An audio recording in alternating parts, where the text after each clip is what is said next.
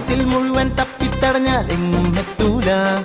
Google മാപ്പിൽ നോക്കിപ്പോകാൻ കഴിയാത്തൊരു വഴിയാ. വൈസിൽ മുഴുവൻ തപ്പിത്തടഞ്ഞാൽ എങ്ങും എത്തൂല.